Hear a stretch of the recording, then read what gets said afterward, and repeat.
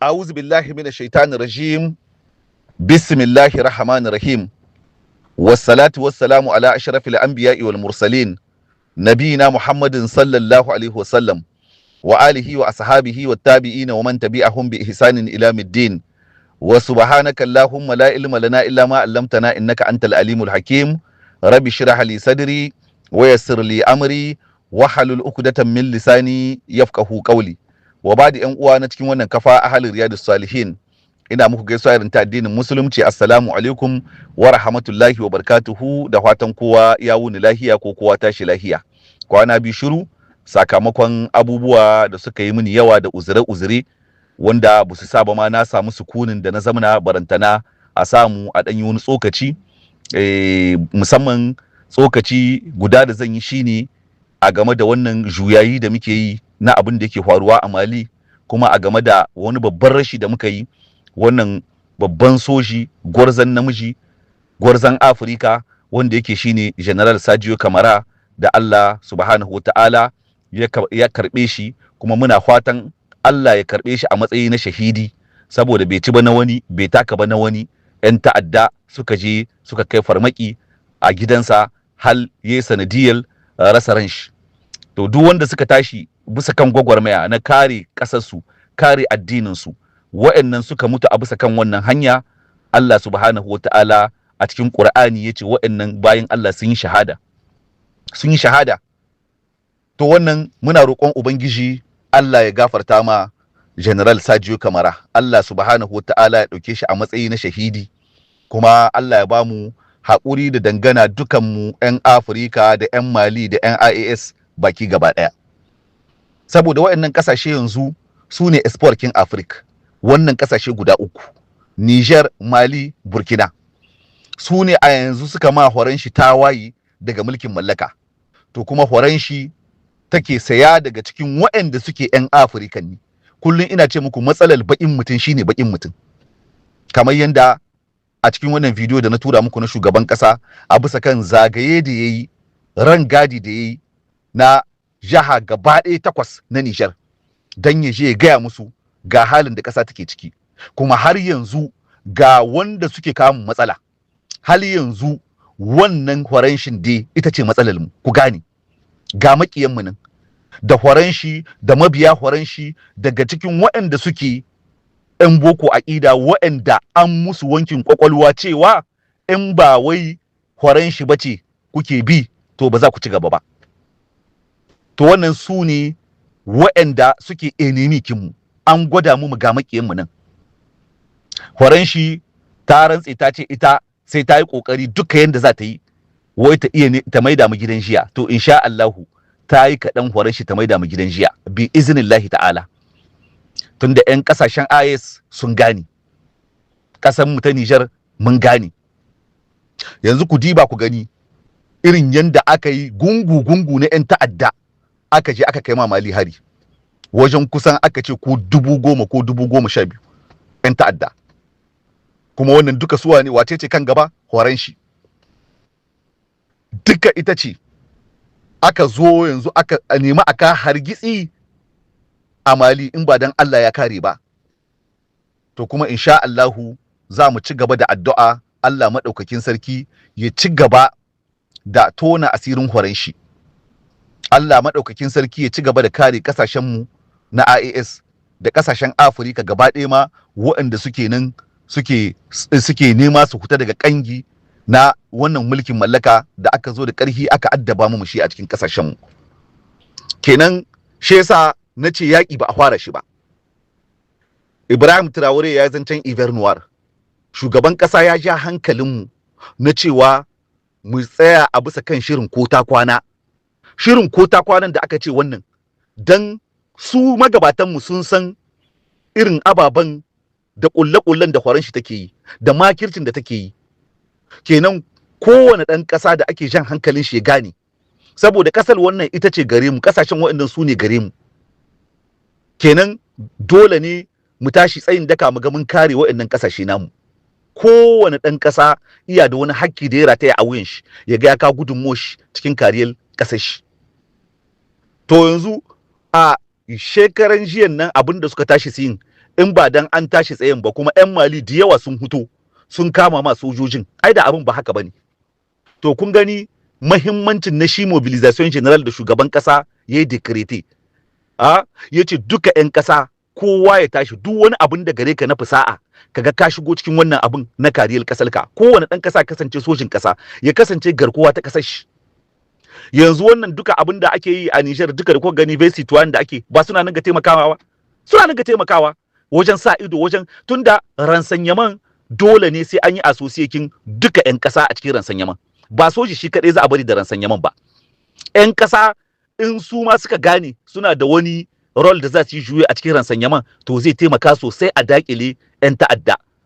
To shi yasa a yanzu Niger ina jinjina ma mutane da yawa daga cikin 'yan farar hula, daga cikin waɗanda suke 'yan gwagwarmaya ko waɗanda suke sarakai ko waɗanda suke sa ido a cikin duk abin da motsin da suka ji sai su sanar da jami'an tsaro.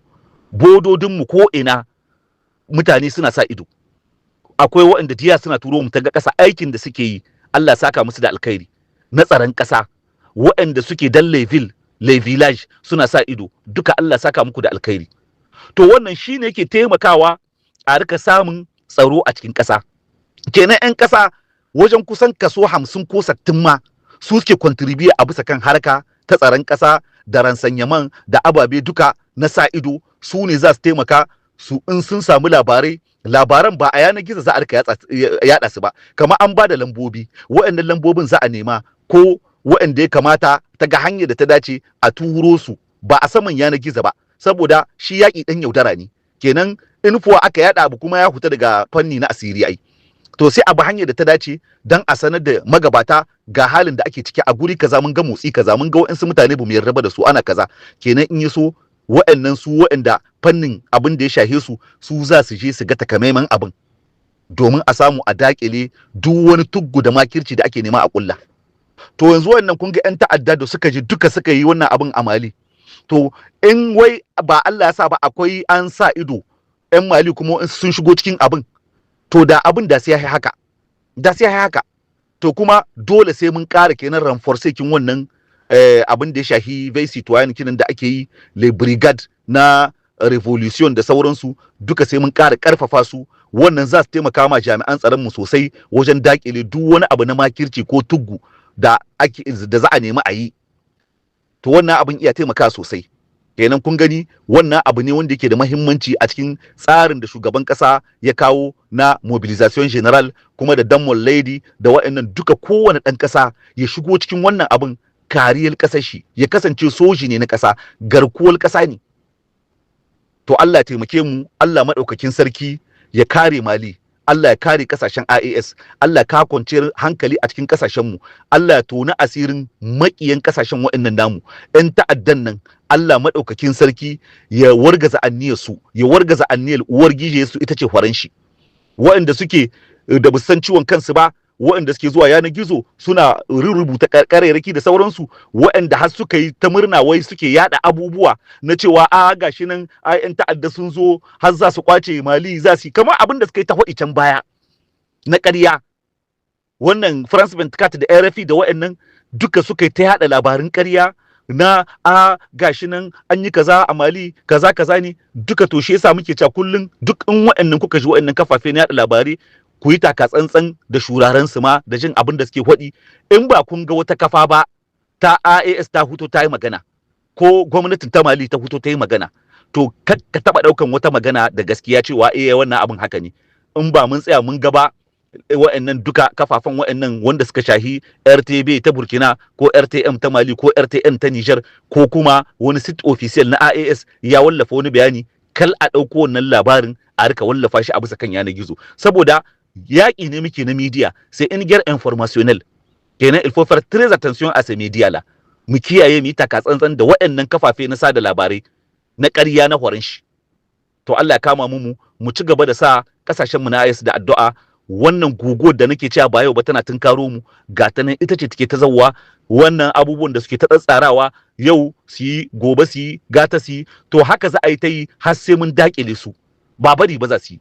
Mu ma kuma dole kenan za mu yi tsayin daka mu ga mun kare kasashen mu, saboda na gaya muku wannan sai ingiyar existential, wani yaƙi ne na kasashen mu su tabbata a matsayin kasashe masu incin kansu, ko mu tsaya ƙalƙashin walakancin su da tozarta da ƙalƙashin mulkin mallaka, kuma ba za mu yarda ba. Lokaci ne wanda ya zo kowane ɗan ƙasa ya kamata ya tashi ya kasance sojin ƙasa, ya kasance garkuwa ta ƙasar shi.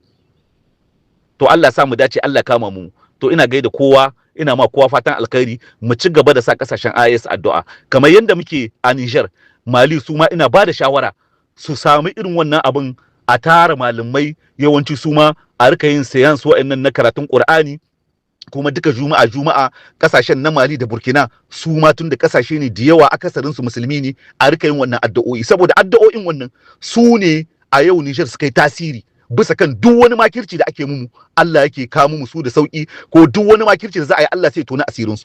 Tasirin addu'a ne. To su ma ina ba da shawara daga Mali, daga Burkina, duka waɗannan addu'o'i a ci gaba da yin su, domin Allah kawo mu kwanciyar hankali a cikin wannan sansani namu na IAS baki gaba daya.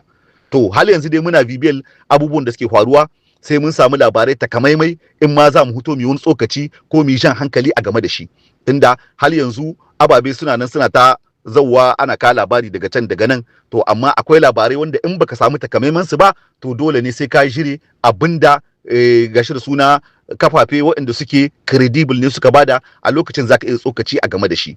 Kuma abin da ya ƙara rasurikin mu, jiya shugaban ƙasar Mali ya huto ya yi message a La Nation a game da abin da ya faru, kuma ya je ya yi jaje, duka naga an turo ya kai ta'aziyar shi zuwa ga ita uwal General Sadio Kamara. Allah ya ji kan Sadio Kamara, Allah ya gafarta mishi, Allah sa ya huta, Allah karɓe shi a matsayin na shahidi. Wannan shine abin da Farasha, wata kafa ta Rasha ta wallafa a can baya, in kuna tuni, yanda ta ce horon shi tana nan tana tsare-tsare na cewa ta yi elimine kin dirijan kin waɗanda take gani su ne yau suka hana ta wannan haƙon ta cimma ruwa. To kun gani horon shi ta gaya mu, General Lecointre ya fito ya ce il faut recoloniser l'Afrique, su ba da wasa ba suke. To don haka mu ma kalmi da wasa, aniyarsu sun gaya mu aniyarsu, to mu san matakan da za mu ɗauka, saboda wannan aniyar tasu ba za su cin mata ba, kuma insha Allah ba za su cin mata ba. Kun gani duk abin da suka ce na tsare-tsare da suke yi, shugabanninmu sun gaya mu, shugaban kasa a Mentre Prince ya ja hankalinmu irin tsare-tsaren da suke yi a cikin waɗannan kasashen namu, ya gaya mu. Kenan dan mu tashi tsayin daka mu gani wannan abin da suke neman nan insha Allah ba za su ci nasara ba a game da shi. Dole mu tashi tsayin daka. Na gaya muku yaƙi ba a fara shi ba, na gaya muku ba yau ba, na ja hankali, ina ci gaba da jan hankali. Shi yasa na ce duka wa'ansu gegiyar politik ba namu bane, wani rikici na siyasa, rikici na waye, a'a wannan muna da manya-manyan enemy suna nan gaban mu. Abin da suke so dama a samu fracture, a samu division. Daga an samu division abin da suke so za su yi profite. Kenan dan haka nake cewa duk wani abu da na gani kawai na wani wanda baya da wani muhimmanci ma ba ni damuwa da shi. Abin da na sa kai gaba shine haɗin kan al'umma, shine al'umma ta tashi ta yi mobilize, ta kama ma magabatan nan namu, mu san da wannan yakin wannan ba a ma fara shi ba. Iver Noir kin da Ibrahim Traore ya ce wannan Iver Noir kin ba a fara shi ba ma, guguwan nan da ne ta magana da suke nema su kama mu har yanzu ita ce suke nema su yi. Mu kuma dole kenan sai mun tsayin daka, mun tashi da kanmu, mun haɗa kanmu, mun ci gaba da addu'a, mun ci gaba da sensibilisation, mun ci gaba da sa ido, mun ci gaba da veille citoyen. Wannan abin shine abin da ya shahi mobilisation general. Kenan mu tashi 'yan ƙasa, mu kama junanmu, mu sa ƙasashenmu da addu'a, Allah ya kama kwanciyar hankali. Horon shi ta gwada mu aniyarta, mun ga aniyarta, kuma mun ga ababen da take nan take ta tsatsarawa. To kenan dole mu ma mu ɗauki matakanmu. To Allah sa mu dace. Assalamu alaikum wa rahmatullahi wa barakatuhu. Allah ya kama kasashen mu kwanciyar hankali, Allah ya ƙara maido kwanciyar hankali da tsaro a cikin kasashen mu, Allah ya kare kasashen IS baki gaba daya, Allah ya maido kwanciyar hankali, ya kawo kwanciyar hankali a ƙasar Mali. Allah ya ji ƙarin duka sojojin mu da fararen hula wanda suka rasa ransu sakamakon wannan ta'addanci. Amin. Assalamu alaikum wa rahmatullahi wa barakatuhu. Je suis revenu sur un point kuma wanda nake so ku gane na cikin wannan yaƙi da ake, cette bataille géopolitique entre la Russie et l'Occident. Yanzu tunda ya la guerre russo-ukrainienne da ake yi daga can, de l'autre côté. Na gaya muku, depuis longtemps, ils ont transféré donc ce conflit russo-ukrainien en Afrique. Sun maido wannan conflit kin na Rasha a cikin Afrika saboda mi? Saboda Ukraine ta zo ta bude des ambassades a nan Afrique. Kuma yawanci wa'annan ambassadorkin sun kewaye kasashen IAS. Kuma duka wa'annan les bases otaniennes là, ils sont tout aux alentours des états de l'AES. An yi asar kilikin mu ne. Kenan shine nace dole sai mun yi taka tsantsan da duka labaran da muke ji suna hutuwa a bisa kan wa'annan media mensonges, c'est-à-dire France 24, LCI da wani TV5 da sauransu, ko AFP take ko menene da sauransu, duka wa'annan sai mun yi hankali da su, ko wace ce Jeune Afrique, dukkan su wa'annan c'est des media mensonges. C'est des médias de propagande. Media ne na propaganda. Kuma na ce muku sai in guerre cognitive, yaƙi ne na ilimi. Na ilimi, sai ka gane ilimi na siyasa, ka gane kuma hallo shi yanzu kamar tsarin yanayin yanda siyasa ta duniya take tahiya, to a lokacin za ka fahimci ma me yake faruwa yanzu a Sahel. Menene abin da yake faruwa a Sahel takamaiman shi. To yanzu me yasa suka yada wannan labarin cewa sojojin Rasha ma wai ai sun huta, wai da su da 'yan ta'adda ma sun sa hannu na yarjejeniya ta cewa ils ont signé donc impact de non agression. Ƙarya ce, babu wannan duk dan a samu a ƙara nuna ma wa'ansu daga cikin wa'anda suke wawaye ne ko wa'anda ba su san harkar siyasa ba, cewa to gashi nan ai Rasha ma yanzu da ake cewa Rasha lokacin da aka yi abin Venezuela, keski sai fasi ba mutane diya sun huto sun zargi Rasha ba da China, cewa Rasha da China ba su yi komi ba, ya aka yi suna nan har aka bari aka je aka kama Maduro da sauransu. Abin da aka yi faru a Siri, an ce ya aka yi Rasha tana nan Bashar al-Assad an kore shi daga iko, kaka aka yi. Rasha ita kadai ba za ta iya bazawa ku ta kare ku in ku ba ku tashi ba ku san ciwon kanku. Wannan ita ce aqida ta Rasha. Da aka yi wannan maganganu bayan an kama Maduro, wannan ya fito yayi magana, Vladimir Putin, shugaban kasar Rasha, me yace? Cewa Rasha ba ta iya taimaka ma wata ƙasa in ita ƙasar ba ta taimaka ma ba kanta na farko, in sojojin ƙasar su bu tashi ba suka yi tsayin daka suka ga sun kare ikonsu, ko kuma 'yan ƙasar su suka kare ikonsu, kenan Rasha ba za ta iya ba ta shigo ta fara faɗa in su 'yan ƙasar bu tashi ba suka kama. Abin da ya faru a Siri, sojojin Siri suka ki yaƙi, tunda sun ki yaƙi, ita Rasha ta zo ta shiga ta yi ta yaƙi, ko Iran ta zo ta shiga ta yi ta yaƙi, in sojojin su sun ajiye makamai sun ce ba za su yi yaƙi ba, ya Rasha za ta yi? To kenan shine l'importance na shi politique interne ta ƙasa, sai an yi solidifiyekin politique interne ta ƙasa. In aka yi solidifiyekin ta, aka yi unifiyekin 'yan ƙasa duka, aka sa su duka kansu ya haɗu, su san ga abin da yake gabansu. Shi yasa duka wani abu na division muke ƙoƙari mu daƙile shi, saboda in akwai kwanciyar hankali a cikin ƙasa, akwai haɗin kai a cikin ƙasa, to a lokacin nan ne kuma wanda za su kama muku ma za su ji daɗin kama muku, ku yi yaƙin tare da ku da su. Ku kuna yin ɓangaren ku, suna yin ɓangaren su. Wayannan ƙasashe na Turawa makamai muka nema gurin su shekara da shekaru, kin sai da suka ci akai ka a saida ma ƙasashen Afirka makamai. Iya cikin siyasar Amurka har a yanzu da ƙasashen Afirka ba a saida musu makamai, amma sun yarda su saida ma ƙasashen Larabawa. Amma ba su yarda ba su saida ma ƙasashen Afirka makamai. Saboda me? Saboda su ci gaba da mallakar su.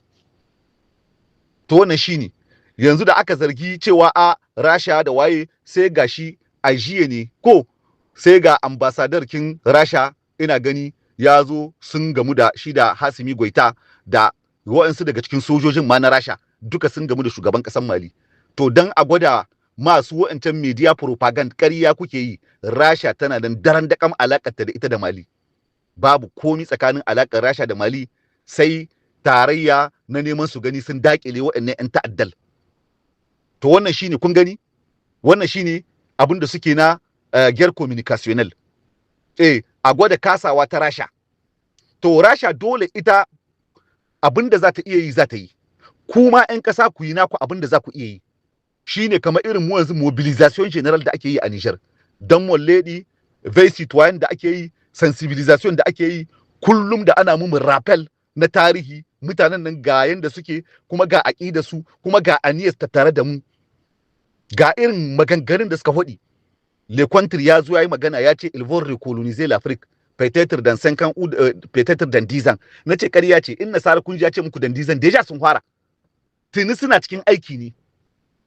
Kenan kalda wai mu tsaya mu shagala. Dole sai mun tashi tsayin daka. Yaƙi ne na ƙudda yaƙi ne na rayuwa da rayuwa. Kenan shine nace muku yaƙi ne sai in guerre existentiel. 'Yan ƙasa su gane da wannan. on n'a pas d'autre choix que de s'unir. Ba mu da wani zaɓi sai dai mu haɗa kanmu. Dole ne mu haɗa kanmu, dole ne mu ba da haɗin kai ga magabatanmu, dole ne mu sa ido a game da tsaron ƙasarmu. Kowane ɗan ƙasa kasance sojin ƙasa ne, dole mu nisanci kanmu daga bambancin ƙabila, daga maganganu duk wanda za su kawo hargitsi na raba kan al'ummarmu. Wannan shi ne za mu yi, shi zai ƙara ma ƙarfafa wannan ƙasarmu, shi zai ƙara taimaka ma sojojinmu domin mu ci nasara a bisa kan wannan yaƙi. Cin nasarar yaƙin nan ta alaƙanta ne ga duka ɗan Nijar. Kowane ɗan Nijar iya da responsibility kin shi da ya kamata ya ga ya sabke a cikin wannan tahiya da ake yi. To wannan shi ne kenan mu gane da wannan. Rasha yanzu dai ta kumyata waɗannan makaretan Faransawa 'yan horon shi da suka huto cewa ai Rasha ta tahima, ai sun je sun yi yarjejeniya da su da 'yan ta'adda kaza kaza. Ƙarya ce, sai dai mensonge, ƙarya ce, fake news ne. Shi yasa nace mu rika taka tsantsan duka da waɗannan labarai na waɗannan kafafe na horon shi. Mu yi taka tsantsan da su, duk wani labari in dai ba Mali ba ta wallafa shi, ko muka ga sit na IS ya wallafa shi, ko a ce RTN ta huto ta bayani, ko RTB ta Burkina, kal mu taɓa ɗaukan wannan labarin da wani muhimmanci. In ba magabatan mu suka huto ba suka yi magana a game da shi, mu yi shiru da bakin mu. Kal mu ma yi partage kin shi dan dai group. Parce que kamar ana contribute ne, ana taimaka musu ne a cikin propaganda kin su. Sai in guerre informationnel, kenan mu yi hankali a game da labarai. Kuma wannan duka system kin da suke ɗauka su horon shi, duka irin suna imite kin kamar yanzu yanda Isra'ila da Amurka ne suke ma Iran. Décapitation du régime. Kenan il faut commencer par les leaders.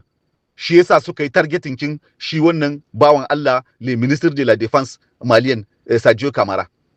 Kenan za su hada decapitation campagne de décapitation donc du régime. To wannan shine su ma yanzu suna koyi ne zuwa ga Yahudawa da Trump yanda suke ma Iranian. An je an kashe Ayatullahi Al-Khamenei, an je an kashe gashi da suna Qasim Suleimani, an kashe waye duka Isra'ila, duk wani sarfo da ta gani na Iran yace bari ai decapitating shi. Tunda shi kuma Sadio Camara soji ne, tsayayyen soji ne, kuma il fait partie des 5 généraux da su ne qui sont à l'origine même de cette révolution malienne. Iya cikin su les 5 généraux là, shi Sadio Camara. Kuma Sadio Camara kamar shi suna ɗaukan shi 'yan horon shi kamar shi ne ma yake da kusanci da Rasha, tunda a Rasha ya karatu. To kenan bari shi a yi sibilekin shi. Wannan voila, wannan duka abubuwan da suke yi ne. Kamar yadda suka yi ne a can Iran, Yahudawa da su da Amurkawa. Duka wanda suka gani wani babban soji ne na Iran, sai a je a yi decapitating shi. Yanda suka ma Qasim Suleimani. Alhalin Qasim Suleimani shi ya taimaka aka yaƙi 'yan ISIS su Abubakar al-Baghdadi. Su suka yi kiran ISIS, Al-Qaida da waye. Amurkawa ne. Hillary Clinton da kanta ta ce Al-Qaida is in our side lokacin da ake yaƙi na Libya. Ta ce ma Jake Sullivan, ta ce mishi Al-Qaida is in our side, Al-Qaida tana tare da mu. Haka Tulsi Gabbard ta faɗi a cikin gashi da suna confirmation hearing kinta na Sena a nan Amurka. Ta ce 'yan ta'addan na ai mu muke ba su kuɗi. Ta ce fara'an combien de millions de dollars ake ba 'yan ta'adda. Saboda mi? Saboda sun ga yanzu su ma yanzu wani rele ne wanda za su ci gaba da wannan gashi da suna, za su ci gaba da amfani da shi don su ci gaba da recolonize kinmu. To wannan shine kenan deja mun san su wane ne uwayen gidan Al-Qaida, ISIS mun san su wane ne, Amurka ce. To da su horon shi da sauransu duka su ne. Su suka yi karekin su don su ci gaba da recolonize kinmu. Kuma sai a rika amfani saboda jahilcin 'yan Afirka a sa su a yi karekin abu na kabilanci. A ce kuma ku je ku ɗauki yankin ku, kuma ku je ku yi kaza. Daga ƙarshe kun ɗauki yankin na kuma babarin ku ba za su yi, kuma za ku zo kuma su kashe ku, su ida ku. Gaba ɗayan ku ne sai sun sa ku kun ƙare energy kinku gaba ɗaya kuna kashe junan ku, daga baya su zo su ida sauran aikin. Kun rage musu wajen kaso 70 na cikin aikin su.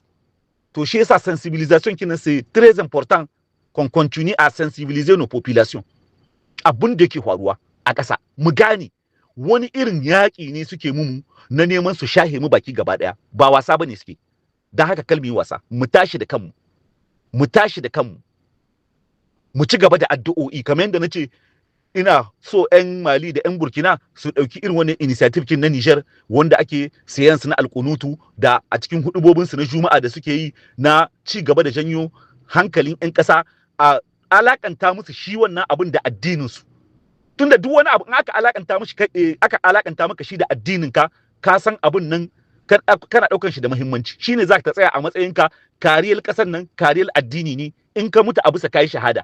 To in ka san da wannan zaka yi karkashi da kuzari fiye da duk wani ideology da za a baka. Me yasa Iran yau suke da karkashi da kuzari? Sun san duk wanda ya mutu an martir, sun sa akan su haka ne, kuma tunda fatawa ce aka bada, kuma wannan haka ne, ayar Qur'ani ce, duk wanda ya tashi a game da ribadi, a game da tsaron kasar shi, ya je yaki ya mutu shahidi. Wannan fatawar ce ya kamata a bada, mutane su san abin da suke jihadi ne suke yi, in sun mutu a bisa kan tafarkin Allah suka mutu. To don haka dole za mu ci gaba da janyo hankali da sensibilizekin mutane su gane yakin da ake mumu yaki ne wanda ake nema a kare mu baki gaba daya, sai mun tashi da kanmu, da soji da farar hula duka, sai an gama karhi da karhi, kamar yadda ake a Niger. A Niger yanzu sojawa da su da farar hula ba tare ba suke, kowane lokaci tare ake addu'a, a je masallaci. A da haka ake yi zamani an demokradiya. Kun ga shugabannin demokradiya sun damu da addini, sun damu da a lokacin da ake harkar demokradiya a zo cikin masallaci soja ne gaba. Yanzu cikin sojojin mu da yawa boku da zofi sai son da gran marabu. To haka ake so, haka za mu ci nasara. Mu sa akan mu jihadi ne muke yi, kasar mu ce ake kama yaƙi, ake nema a shahe mu tashi, kowane ɗan ƙasa sa wannan akan shi. Yanzu wanda suke face tuwani duka sassan kasar mu, Allah saka muku da alkhairi. Lokacin da aka ce aka ka hari a report, ya aka yi aka samu aka dakile su da wuri, ba dan mutane sun fito ba da wuri. Da aka ina daga nan aka gaya mu nace maza ku zabura ɗan horar kulan nan, ku fito da fifi, ku fito duk inda kuke leko wanda ya mai ilfo sortir. To wannan shi za mu ci gaba da jaddada ma mutane, duka bododin mu a sa ido, waɗanda suke, Allah saka muku da alkhairi, da yawa suna turo mini ta ga ƙasa aikin da suke yi, Allah saka muku da alkhairi. To ba shi ba zai sa duk ba za a bar ƴan ta'addab ba su tattaru, ko kuma su har su samu wani sukuni ma da za su je su yi rankwantar su gamu. Duk abin da ku gani na kishin ku sanar da magabata, to wannan shine zai kawo mu ƙarshen wannan abin, haɗin kan al'umma baki gaba ɗaya. Wannan shi zai kawo mu ƙarshen wannan ta'addancin, tunda na gaya muku bindiga kaɗai ba ta iya kawo ƙarshen shi. Dole sai da haɗin kai, sai da nasiha, sai da abu a cakuɗa shi da addini da janyo hankali, don in ba shi ba wani abin da zai iya kawo mu sauki. Sai kowa ya gane wannan abin Niger kin nan ko AAS kin wannan kamar gidanka ne, in aka zo ya rushe shi kenan ka rasa gida. Mu gane da wannan. To Allah sa mu dace. Wannan propaganda da suke kwantar la Russie, elles vont échouer. Yanzu ba gashi ba, jiya aka ce Rasha ta bamu kaman a cikin shiri na ataka da ina gani, wannan angare da aka bamu da sauransu. Rasha sai dai partenaire fiable, amma mu za mu yi kaso na 50 na aiki, su kuma hallo su taimaka mu. In mu bu mu taimaka ma ba kan mu, Rasha ba ta iya taimaka mu, ba wanda zai iya kare kasar mu sai mu. Rasha ba ta iya kare mu kasa, ku gane da wannan. Mu kadai za mu iya tashi, in ya so ita kuma Rasha ta bamu makamai, ta bamu kayan aiki, ta bamu ransanyaman da abin da za ta iya taimaka mu haɗa ƙarfi da ƙarfe sai mu dakile su. Wannan shine. Mu ne kasar mu ita ce a hannun mu ne ƴan ƙasa, a hannun mu take. Inna Allah la yughayyiru ma biqaumin hatta yughayyiru ma bi anfusihim. Que Dieu ne va jamais venir changer la condition d'un peuple, il faut que ce peuple se lève de lui-même pour aller de l'avant. Sai mu mun tashi da kanmu, mun tsayin daka, to a lokacin Allah sai kama mu, kuma masu taimaka mu su ma mu taimaka musu, domin su ma su ƙara kama mu contribution kinsu, abinda zai taimaka mu dakile wannan abin. Wannan haka ne. Dole sai mun san ciwon kanmu. Wa'ancan bara gurbi da suke murna suke jin daɗi, wasu suna fatan a samu hargitsi, wasu suna tsammani a kawo musu demokrasi su dawo. Walakantattu ne, ba za su taɓa cin nasara. Tsinuwar Allah ma ta ishe su, da ta bayin Allah da mummunai, kuma ana sa su cikin addu'a kullum. Manafakan ƙasa an sa Qur'ani ai, na ciki da na waje, Allah ya la'ance su, Allah ya ragargaza su, kuma insha Allah sai sun kaskanta bi iznillahi ta'ala. Kasashen nan na IS insha Allah ba abin da zai same su.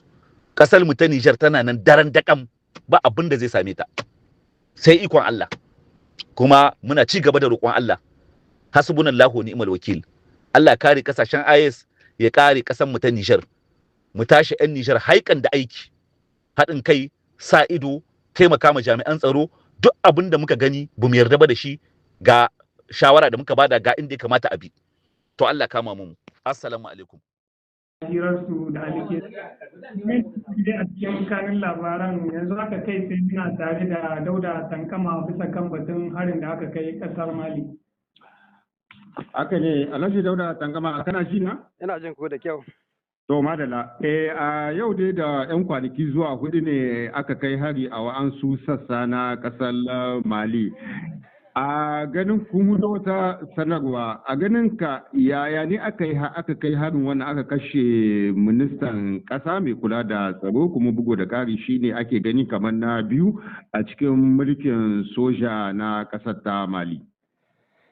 A'udhu billahi minash shaitanir rajim. Bismillahir rahmanir rahim. Na farko muna ma Allah mai kowa mai komai godiya. Kuma muna ma gidan radio shukura godiya da dukkan ma'aikata da suke kan injin a daidai wannan lokaci. Muna muku godiya ta musamman da kai da kanka Mallam Ali da kuka gaito mu cikin wannan daki.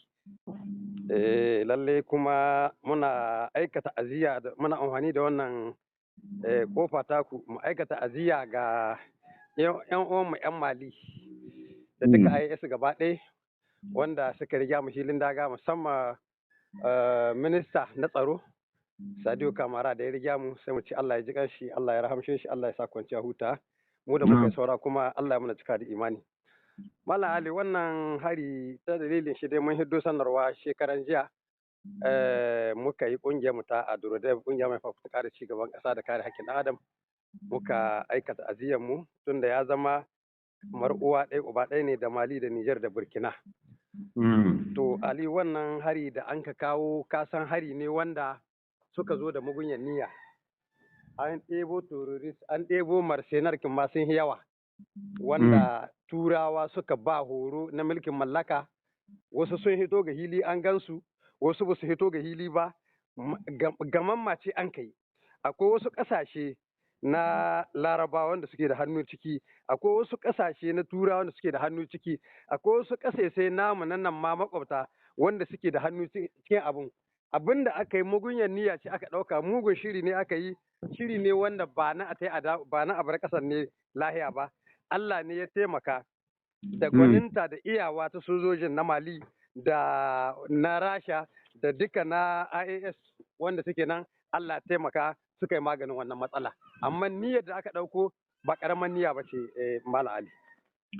Alhaji Dauda kana gani a nan wa'an suna ganin kamar wannan abin ya abu ne bisa kan sakaki na babu kamar abin da ya shafi wajen ba da labarin shi da ake cewa Ransayema na ƙasar ta Mali kuma an san Kati gari ne wanda a nan kamar barikin sojoji ne na duka ƙasar ta Mali a wannan abin ya zo ya abku. Kasan Ali ba a iya cewa sakaci abu da in Allah ya kawo shi a matsayinmu na musulmi sai mu runguma haka nan amma ba za mu iya cewa an yi sakaci ba tunda mutanen nan yadda kuke ganin su tun ranar da Mali ta yi juyin mulki tun ranar da Burkina ta yi juyin mulki tun ranar da Niger suka yi juyin mulki aka amshe arziki na ƙarƙashin ƙasa an ka kore su tunda duk rigima gada ake Ali duk tashin hankalin gada ake Ali ba don komi ba ne saboda arzikin da muka mallaka ne. Mali tana da arziki na ƙarƙashin ƙasa tana da diyaman tana da komi da mai tana da shi ba a son ta zauna lahiya.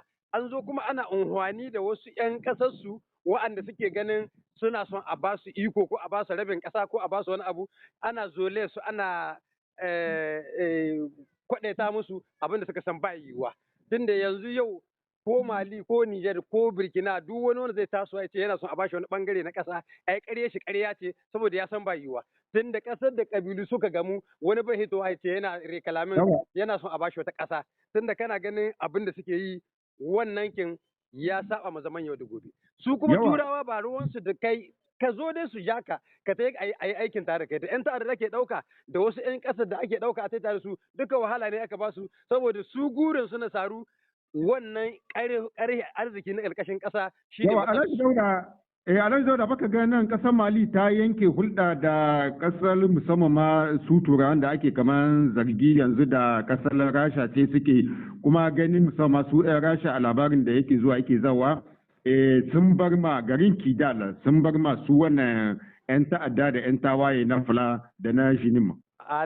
Malam Ali bari a faɗa maka magana gaskiya Rasha ta taka rawar gani ta a zo a gani a wanga hari da aka kawo magana ce ta kahohin watsa labaru. Ka san yaƙi ne ake na kahohin watsa labaru wanda ƙasar Faransa ta zuba maƙudan kuɗi miliyarin kuɗi a nan da shugaban ƙasa wanga na Horanshi an ka zuba ma 'yan TikTok Elize an ka zuba ma 'yan TikTok an ka zuba wasu kahohin watsa labaru kana ga Sharri Daniel ko Sheda Bayi yana ba da labaru na ƙarya labaru na iska Faransa 24 haka suke yi aka ce Rasha ta hita. Rasha bata hita ba bata je ko ina ba tsari ne na gwaninta na yaƙi ka je yanzu ka tambaya ka kera jiya baka ga gwamna na Kidal ba ya zo ya yi taron yan jarida baka gane shi ba yana magana ai in an amshi Kidal kin da ba haka nan bane mutane ne ya zama dokin mai baki aka ce ya yi gudu sun zo sun zuba kuɗi suna ba mutane ana watsa labarun da ba shi ai cikin hari da aka kawo ba irin kalaman da ban mu ji ba mu muna biya abin sau da ƙafa tunda muna bi kahohi na gwamnati wanda muke son mu san menene gaskiya abu yakin mu hito mu yi magana ba mu aiki da wannan mutanen saboda mun san cikin kashi 10 yawa Alhaji Dauda da ke a kai tsaye muke kuma ganin lokacin namu yana ta tahiya kamar yanzu ganin ka an san wato tuntuni tun da kasar Faransa ta bar musamman Mali aka kore su dai daga Mali da Nijar musamman suka ɗauki aniyar sai sun ga ƙarshen wannan mulki na soja na ƙasashen IAS. Sai sun gama bayan IAS na a ganin ka bayan Mali ya ne kake hangen abubuwan da zai abku a gaban nan. Ai mu yanzu dama kaga ai munan Nijar an yi decretin mobilisation general shirin ta kwana ko da yaushe ana a nemo Ali ko a nemo Tankama ko a nemo wani mu taho mu zabi da mu je mu kare ƙasar mu muna cikin wannan mobilisation general Burkina tana cikin Mali ma yanzu ai duka kowa ba kwana yake ba an tashi an sa ido yanzu ai muna fata in Allah da wanga dai na Malin da aka yi ba mu fatan a ce za a sake shonuri saboda kowa yana sa ido bakin gwalgwado abin da saboda mun san da ta lashe takobi ba ta son ta a zamana haka nan ba ta son mu ci arzikin mu ta riga ta ɗanɗana mana sata tana ɗiban mana arziki ta zo tana nuna ka ɗauki ƙasa ta Nijar yau kwanaki horon shi ta to tana cewa an sata mata uranium alhali in ka diba cikin charte de la refondation kuduri na 5 da yace les ressources naturelles et du sous-sol sont la propriété du peuple nigérien arzikin ƙasa na ƴan ƙasa ne ko amma ta zo tana cewa amsar ta mu mun san ba dan komai bane alin muna da ruwa a nan ƙasar Nijar wanda a shekara 100 muna ba Afirka ta sha muna da ƙarhin uranium muna da komi amma dai mu suke karatu makaranta ta kara dai mu suke karatu saman konkin mati babu magani likita dai muna karatu saman birgi gashi daga Arlit zuwa Agadas babu hanya daga Agadas zuwa Tawa babu hanya yanzu sai mu sa ido tunda Allah ya kama da CNSP a kalkashin jagoranci Jenan Darme Abdurrahman Tani sai mu zo mu bari banza ta ja mu a babu wasa ba gudu ba ja da ba tunda Allah ya ba magabata na gari masu son kasa da Mali da Niger da Burkina magabatan nan wanda ya gansu ya san ba sun zo iko ba ne don a zanki musu siren bisa hanya a'a sun zo kasashe sun shiga wani hali suka zo su amshi kasan nan kuma za mu kama musu insha Allah tunda yau misali da zani baka shugaban kasar mu na Nijar Jenan Darme Abdurrahman Tani dan saboda ba ikon ya zo ba na gwada shi ya iko zuwa biyan shi shugaban kasa ce bai dauka Malam Ali kenan yanzu mu yan Nijar da muke kira ba gudu ba ja da bayan Ali za mu ci gaba da kwamba da Nijar da Mali da Burkina wannan addu'o'i da ake malamai su ci gaba da yi duk wanda bai so kasashen ga uku duk wanda ke samun takalmi duk wanda ke tsaye hanwainiya Allah ya mana maganin shi. Amin su mame Alhaji Dauda Tankama mun gode da wannan lokaci na. Bonsoir.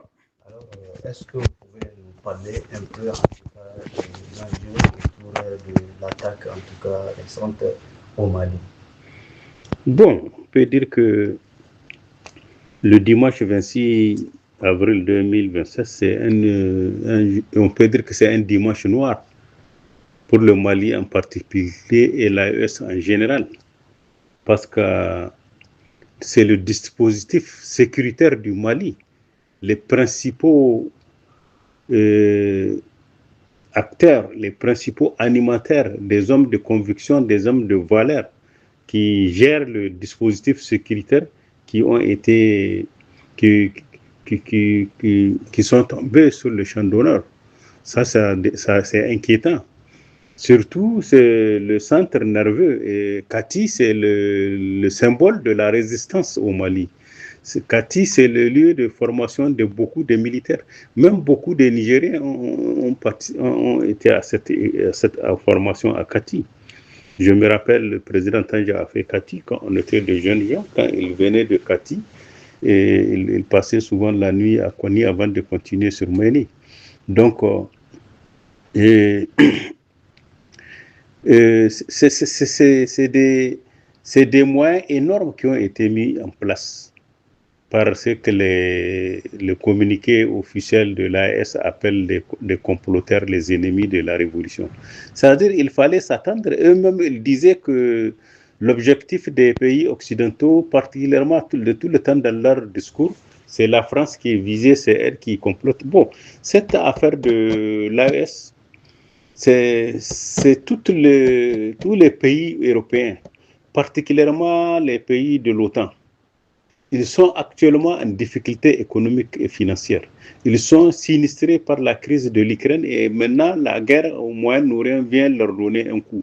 Donc ils sont étouffés par la crise et ils ne savent pas où se tourner. D'habitude, c'est les pays de l'Eptako Gourma, le Niger, le Mali, le Burkina, ils s'en servent de l'or. Au Niger, c'est l'uranium qui leur permet d'avoir de l'électricité en Europe. Même les États-Unis achetaient l'uranium du Niger. Bon, depuis les événements du 26 juillet 2023, les données ont changé. Ils n'ont pas pu gérer leur rapport avec les nouvelles autorités du Niger. Ils ont dit qu'ils ne reconnaissent pas ces autorités. Ils ont créé des conflits inutiles entre eux. Et les autorités leur ont demandé de quitter. Ils ont changé de partenaire stratégique, qui est la Russie. Bon, la Chine était là, elle fait, la coopération gagnant-gagnant. Ils ne veulent pas de cette coopération gagnant-gagnant. Ils ne supportent pas que la Russie ait les pieds sur l'uranium nigérien, que la Russie ait de la coopération. Donc, ils ont mis tous les moyens. Au vu quand on voit comment la maison du ministre de la Défense a été saccagée, on sent que c'est des moyens énormes qui ont été mis. Il paraît que c'est un véhicule kamikaze qui a été envoyé par la complicité d'un jeune homme qui était son ami d'enfance. C'est lui qui est un habitué de sa maison qui a conduit les terroristes jusqu'à son domicile. Bon, ça relève aussi la trahison des Africains. De tout le temps en Afrique, quand un régime tombe, il y a toujours des complices parmi les plus proches des autorités. Ça relève que l'AES a des problèmes, a des difficultés. Et maintenant, comment résoudre ces problèmes? C'est ça la problématique qui se pose.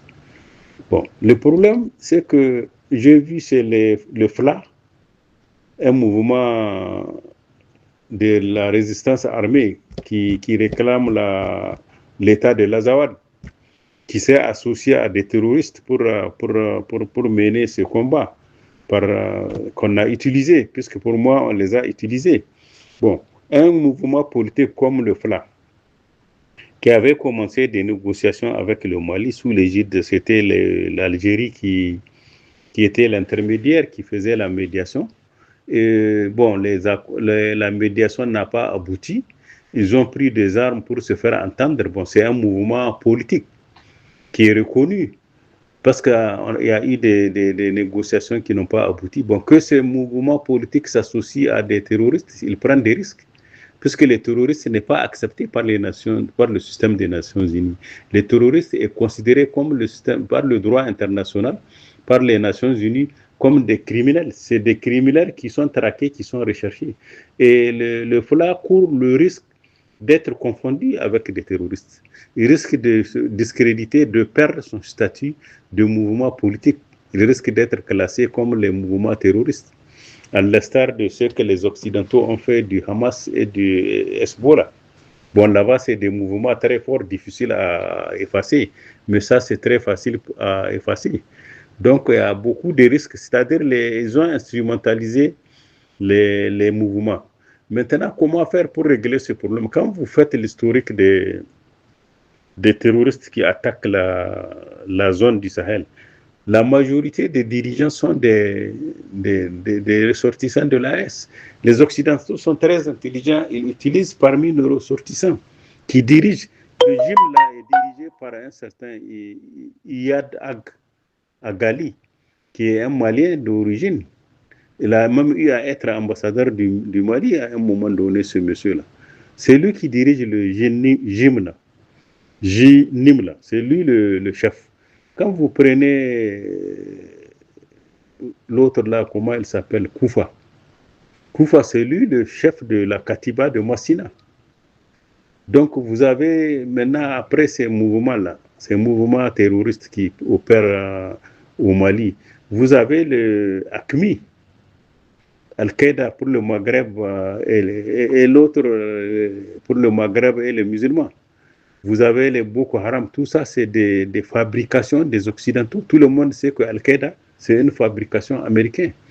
C'est ces tentacules qu'ils ont créé tous ces mouvements de terroristes pour perturber la quiétude des dirigeants africains dont le sol regorge de richesses énormes. Comment faire? Puisqu'ils ont vu la tendance des nouveaux dirigeants panafricanistes africains, c'est la souveraineté monétaire, c'est la souveraineté économique. Or, tant que l'Afrique dans son ensemble va prôner la souveraineté monétaire et la souveraineté économique, certains pays occidentaux ne pourront pas survivre, notamment la France et certains pays qui ne vivent que des ressources africaines. Donc c'est de bonne guerre, ils sont en train de s'organiser pour disloquer la Confédération des États du Sahel. La stratégie, c'est comment? En attaquant le Mali, ils ont voulu déstabiliser le régime malien et créer un changement anticonstitutionnel du pouvoir, imposer leurs gens, imposer les gens qui les sont favorables, des laudateurs, de l'armée qu'ils vont utiliser pour continuer à piller les richesses du Mali. C'est ça l'objectif. Après le Mali, le Niger est visé, le Burkina est visé. Une fois qu'ils ont disloqué la Confédération des États du Sahel, ils vont tendre leur déstabilisation sur toute l'Afrique de l'Ouest. Ils veulent prendre en main la gestion économique de l'Afrique de l'Ouest, c'est-à-dire imposer des chefs d'État à leur solde à travers cette affaire de démocratie domestiquée. C'est quoi la démocratie domestiquée? Chaque fois qu'il y a des élections, vous avez remarqué chez nous, l'Union européenne qui vient avec les moyens, c'est elle qui finance, c'est elle qui amène des observateurs. Et les procès-verbaux souvent sont falsifiés en faveur déjà de candidats qu'ils ont choisis. Donc, ils imposent ça aux pays africains. C'est ça, en réalité, la stratégie. C'est un problème de... On peut même parler de la recolonisation de l'Afrique, et dont parlait un général là qu'on a voulu minimiser. Apparemment, c'est ça, de ça qu'il s'agit. Maintenant, qu'est-ce que les pays de l'AES doivent faire? La faiblesse de l'AES, c'est-à-dire la problématique qui s'oppose à l'AES, c'est de voir comment convaincre certains chefs d'État africains qui ne comprennent pas la stratégie de l'AES. Certains chefs d'État africains ont été intoxiqués par les Français et certains pays qui ne veulent pas de la Confédération des États du Sahel. On fait croire aux pays voisins de l'AES de faire attention avec ces 3 militaires qui sont au pouvoir. Ils risquent de contaminer les autres pays africains, ils risquent d'avoir une Afrique gérée par des mouvements anticonstitutionnels, par des militaires. Donc les gens sont sceptiques, ils ont peur. C'est ce qui fait actuellement nos relations avec le Bénin, nos relations avec le Nigeria, nos relations même avec le Tchad risquent d'être un peu conflictuelles. Parce qu'ils ne jouent pas un bon jeu avec nous. Ça, c'est des renseignements généraux qui informent nos chefs. Ces renseignements, il faut les prendre avec sérieux. Bon, il faut souvent avec des pincettes. On ne sait pas si ces terroristes qu'ils utilisent, quand on les capture, qui donnent souvent certaines informations à nos dirigeants, sont préparés pour faire de l'intoxication, donner des fausses informations. Et nous, on prend ça en compte et actuellement, on est méfiant vis-à-vis de tous les pays voisins. Moi, à mon avis, il faut créer une équipe de stratèges, de diplomates, des stratèges, des géopoliticiens, des hommes politiques avertis qui comprennent la géopolitique et la géostratégie internationale, qui comprennent les différents enjeux qui se dessinent à travers le monde. À partir de là, c'est d'engager une offensive diplomatique vers les pays africains pour expliquer c'est quoi l'AES, c'est quoi les objectifs. C'est-à-dire de construire tous les mensonges que ces Occidentaux-là sont en train de raconter sur les pays de l'AES.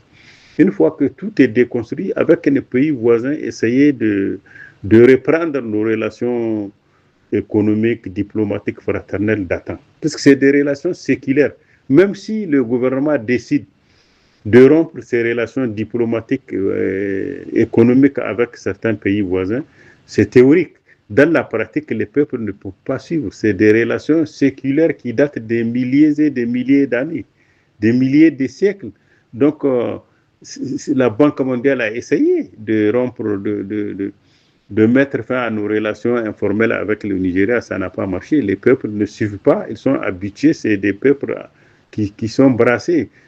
Les relations économiques sont imbriquées. J'ai toujours dit la conduite des relations internationales, la conduite des affaires politiques, économiques et financières, c'est l'économie qui décide. C'est l'économie. Actuellement, qu'on le veuille ou pas, nos relations avec le Bénin, c'est l'économie qui va les dicter, que ce soit au Bénin ou au Niger, que ce soit avec le Nigeria, c'est la même chose. Donc, il appartient aux dirigeants de l'AES de voir comment il faut engager des négociations. Les gens ne veulent pas entendre parler de négociations. Ils disent il faut les mater.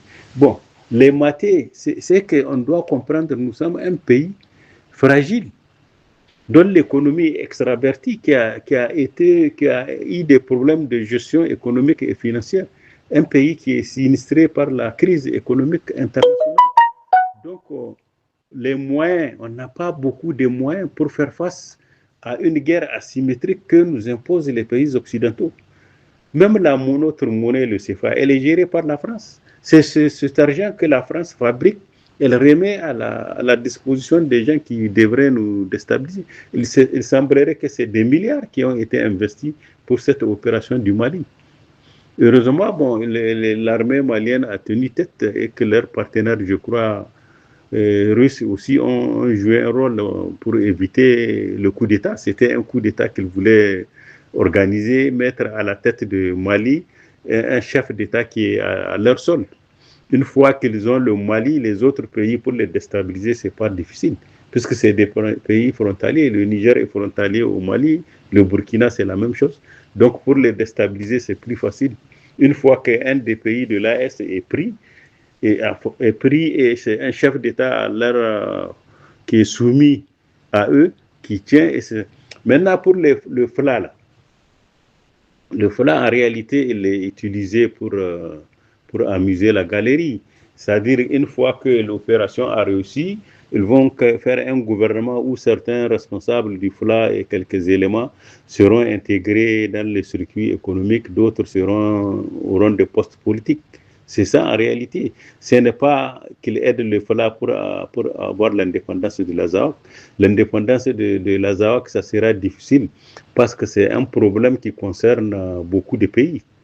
L'Algérie est concernée, la Mauritanie est concernée, le Niger est concerné, le Burkina est concerné. Si vous vous référez à l'histoire, le 10 janvier 1957, la France a créé une organisation commune des États du Sahara. C'est-à-dire, elle voulait prendre une partie du Niger, c'est-à-dire une partie du Sahara du Niger, une partie du Sahara du Mali, une partie du Sahara de l'Algérie, une partie du Sahara de la Mauritanie, faire une république à part, qu'ils vont appeler la République saharienne nomade française. À peu près comme ça, une sorte de république qui est soumise à la France. Et ils le font, c'est pour des raisons stratégiques, pour pouvoir jouir des ressources pétrolières et minières. Parce que c'est dans le Sahara qu'on trouve le sous-sol regorge beaucoup de pétrole, il y a l'uranium, il y a de l'or, il y a beaucoup de ressources dont eux, ils ont besoin. C'était un vieux projet, c'était un projet de loi en 1957, avant l'indépendance des pays africains. Il y avait une assemblée qu'on appelait l'Assemblée de l'Afrique occidentale. Il y a des pays africains qui sont représentés. Le Niger était représenté par certains députés, je crois c'est Jory, et puis le deuxième, c'est entre Jody Ekia et Jarmokoy qui étaient là-bas. Quand ils ont vu le projet de loi, ils ont fait des lobbies auprès de leurs collègues africains, ils ont fait échouer. Mais la loi n'a jamais été abrogée. Donc c'est ça en réalité la Zawad. Ils veulent créer une république. Bon, ça a échoué. Maintenant, on fait miroiter aux autres au plat de créer une. Au Niger, il y avait cette revendication. Maintenant, les Touaregs du Niger ne font plus de ça une revendication. Au Mali, bon, c'est les Français qui ont réchauffé cette revendication. Sinon, ils étaient en négociation avec le gouvernement malien et qui était supervisé par, comment ça s'appelle, par l'Algérie. Maintenant, les gens pensent que le problème du Mali vient du fait qu'il a reconnu le Polisario au détriment de l'Algérie. Le Mali et l'Algérie, c'était des partenaires traditionnels de longue date. Au moment de la guerre de libération de l'Algérie, le Mali a donné presque une partie de son territoire, a participé à la guerre de libération de l'Algérie. Beaucoup des combattants des mouvements de libération en Afrique étaient hébergés en Algérie. Les Sauves a séjourné en Algérie. L'ANC de Nelson Mandela a séjourné. L'Algérie se considère comme un pays qui doit superviser les pays africains. C'est à peu près ce que ça veut dire. Il veut jouer un rôle important en Afrique. Tous ces mouvements de libération à l'époque étaient logés en Algérie. Actuellement, les grands terroristes dont on parle, les grands opposants du régime malien sont en Algérie. L'imam Doku, qui est un opposant du régime actuel du Mali, il est en exil en Algérie. Koufa est en Algérie. Et l'autre, Iyad Galila, il est en Algérie. Nous aussi, Rissa, il a un pied à Alger, il a un pied en France. Il a créé un mouvement qu'il a créé pour résister au coup d'État du 26 juillet 2023. Les Mahmoud Salala, quand ils font leurs opérations contre les pipelines, ils se replient soit au Tchad, ou en Libye, ou en Algérie. Donc, tous ces pays voisins-là du Niger et de l'AS, ils hébergent beaucoup de terroristes, beaucoup de rébellions armées contre nos pays. Comment faire pour régler ce problème? Moi, je pense que c'est d'engager des négociations. Les fils du pays, du terroir, qui ont pris les armes, c'est de prendre attache avec eux, les convaincre de rentrer au Barkaï. Ceux qui acceptent de rentrer au pays, on fait la paix avec eux. Ainsi de suite, ça permet de couper le cordon ombilical avec les grandes puissances qui manipulent. Dans les années 98, nous avons connu une rébellion armée qui était soutenue et financée par la France. Grâce à certaines tactiques des régimes qui se sont succédés. Le président Kouché, lui, il n'a pas fait la guerre à l'Algérie, ni au Burkina qui les hébergeait, ni à la Libye. Il a essayé d'infiltrer ces mouvements, de pouvoir récupérer certains agents de ces rébellions, avoir des informations précises sur le mouvement, et c'est comme ça qu'il a cassé le mouvement.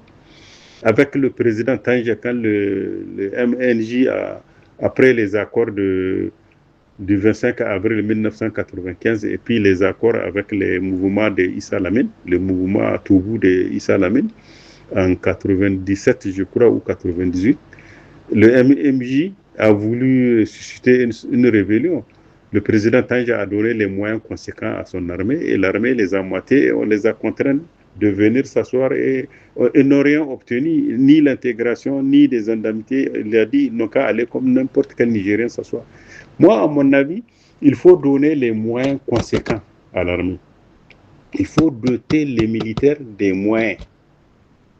J'ai entendu le ministre de la Défense parler de l'industrie militaire. Ils sont en train de réformer. Bon, c'est une bonne chose. Mais pour le moment, nous n'avons pas assez de moyens. Il faut être honnête pour combattre les pays de l'OTAN. Puisqu'en réalité, on est en guerre contre eux. Les terroristes là, les mouvements de rébellion armés là, ils sont utilisés. C'est-à-dire, c'est à travers eux, c'est à travers les mouvements terroristes et les mouvements de rébellion armée interposés qu'on fait cette guerre. Cette guerre, elle est financée par des pays qui sont plus riches que nous. Ils ont des moyens énormes. Vous voyez comment ils ont réussi à aller jusqu'à Kati. Kati, c'est le centre même nerveux de la révolution malienne. C'est un camp militaire bien équipé avec des forces spéciales bien aguerries.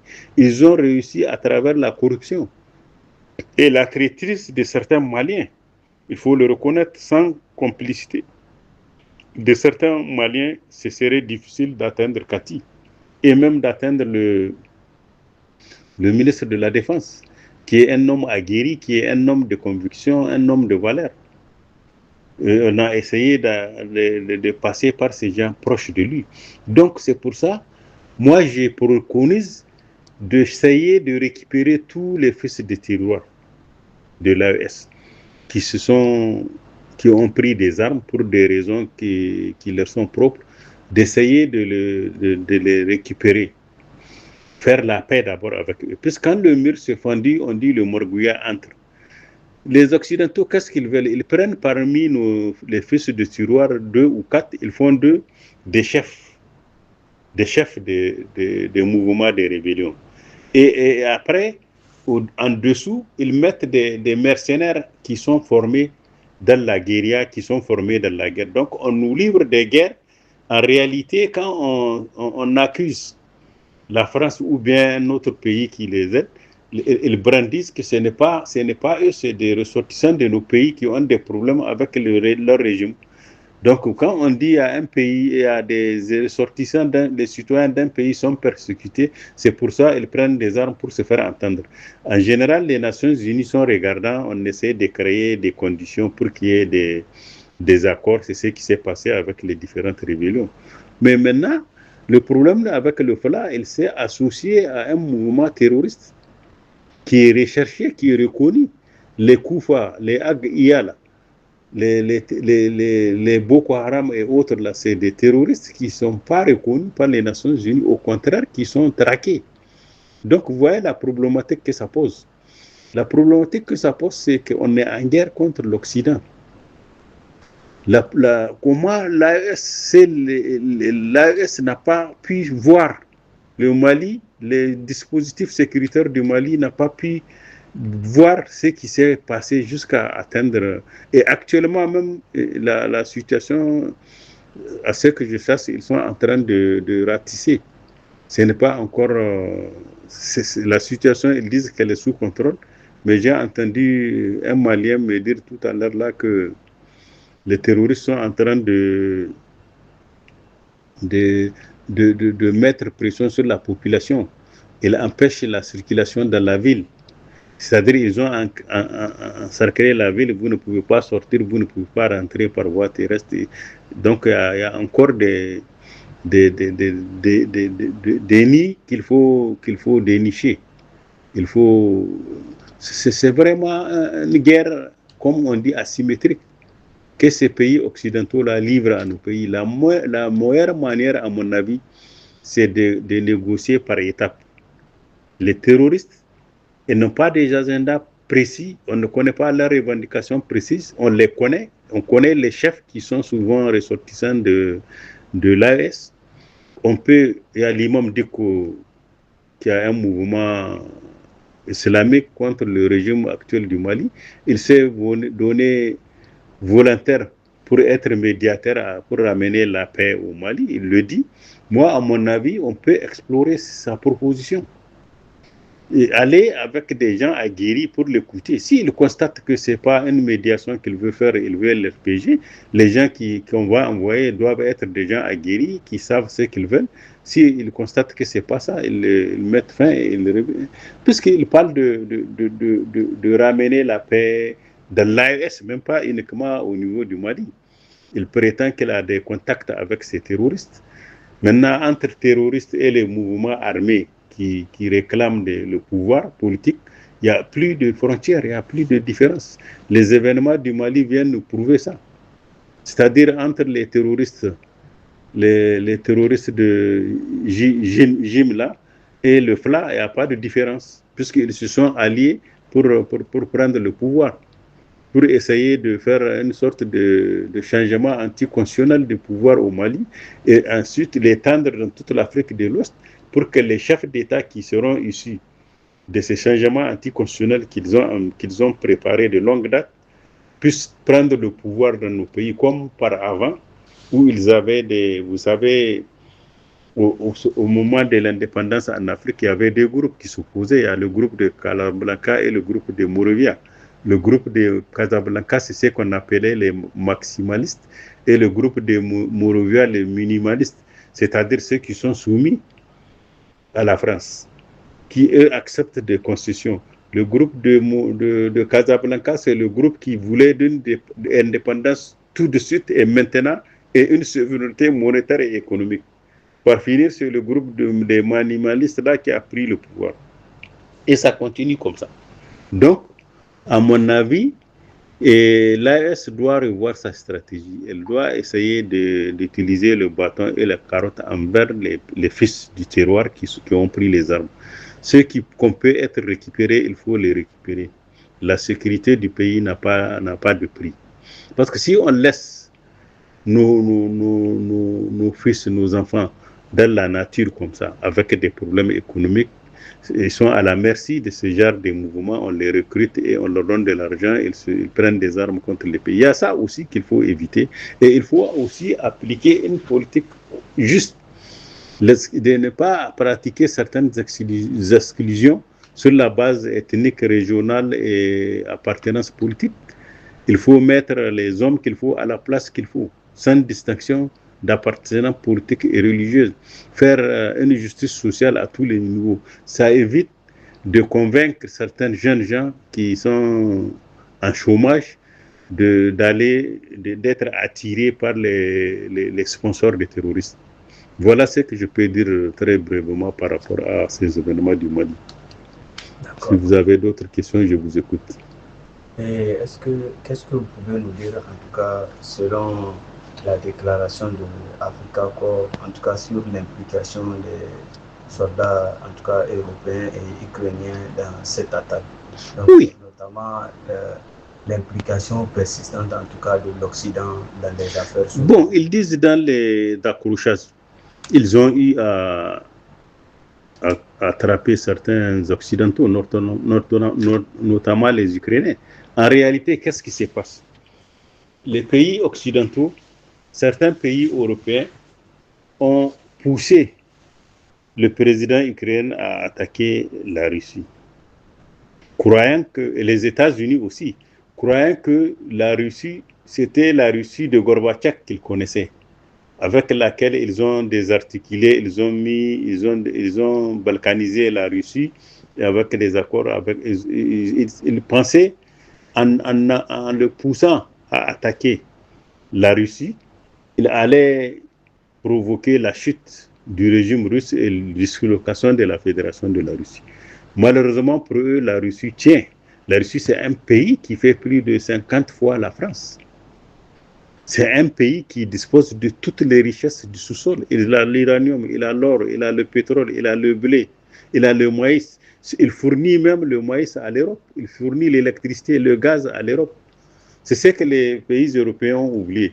Quand ils ont pris des sanctions contre la Russie a dit OK. Maintenant, quand ils veulent acheter ils se sont aperçus qu'ils ne peuvent pas s'en passer des produits pétroliers, des produits céréales russes. Ils passent par la Chine pour contourner l'embargo qu'ils ont pris. Actuellement, avec la guerre du Moyen-Orient, ils étaient obligés de lever les sanctions contre la Russie pour pouvoir profiter du pétrole russe. Sinon, leur économie sera asphyxiée, puisque l'Iran a mis un embargo sur le détroit de Dormuz. Si vous voulez partir, elle n'accepte que des pays qui lui sont favorables. Tous les pays amis d'Israël ou des États-Unis, même s'ils veulent payer les taxes qu'ils ont imposées, ne peuvent pas passer. Donc vous voyez, C'est ça la stratégie actuellement. Les pays européens sont actuellement en crise économique. Notamment la France, elle est carrément sinistrée. La France se cherche.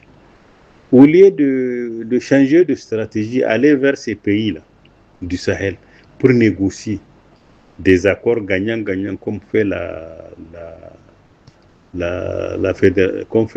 Chine populaire ou les autres pays des BRICS, eux, ils veulent imposer les chefs d'État à ces pays. Ils veulent imposer des ministres à ces pays. Ils veulent retourner à l'ancien système où c'est eux qui décident des prix de nos matières premières. Ils nous prennent ce qu'ils veulent et ils nous donnent ce qui leur reste.